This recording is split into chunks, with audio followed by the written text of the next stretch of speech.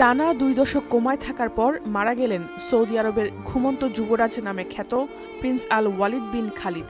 ২০০৫ সালে ১৫ বছর বয়সে যুক্তরাজ্যে সড়ক দুর্ঘটনায় মাথায় গুরুতর আঘাত পান সৌদি রাজপরিবারের এই সদস্য।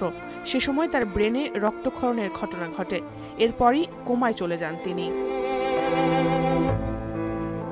সৌদি আরবের একটি হাসপাতালে রেখে দেশ বিদেশের বিখ্যাত সব ডাক্তার দিয়ে খালিদের চিকিৎসার ব্যবস্থা করে তার বাবা। এক পর্যায়ে বাড়িতে তার চিকিৎসার ব্যবস্থা করা হয়। ৫ বছর আগে আল ওয়ালিদের পরিবারের পক্ষ থেকে প্রকাশিত এক ভিডিওতে দেখা যায় কোমায় থাকা অবস্থায় তিনি আঙুল নাড়ছেন। এ থেকেই তিনি সুস্থ হয়ে উঠবেন বলে আশা করা হচ্ছিল। তবে যুক্তরাষ্ট্র ও স্পেনের বিশেষজ্ঞ চিকিৎসকদের দীর্ঘ প্রচেষ্টা সত্ত্বেও এরপরও তার শারীরিক অবস্থার আর বিশেষ কোনো উন্নতি হয়নি। অবশেষে শনিবার চিকিৎসাধীন অবস্থায় মারা গেলেন ৩৫ বছর বয়সী এই যুবরাজ। গালফ নিউজ জানায়, সৌদি আরবের একটি বিশেষায়িত চিকিৎসা কেন্দ্রে প্রিন্স আল ওয়ালিদের মৃত্যুর খবর ছড়িয়ে পড়ার পর দেশজুড়ে শোকের ছায়া নেমে আসে।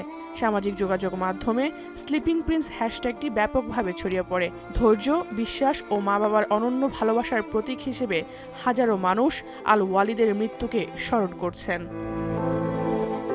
প্রিন্স আল ওয়ালিদ খালেদ সৌদি রাজপরিবারের যুবরাজ খালেদ বিন তালালের বড় ছেলে, যিনি সৌদি আরবের বিখ্যাত ধনকুবের প্রিন্স আল ওয়ালিদ বিন তালালের ভাতিজা।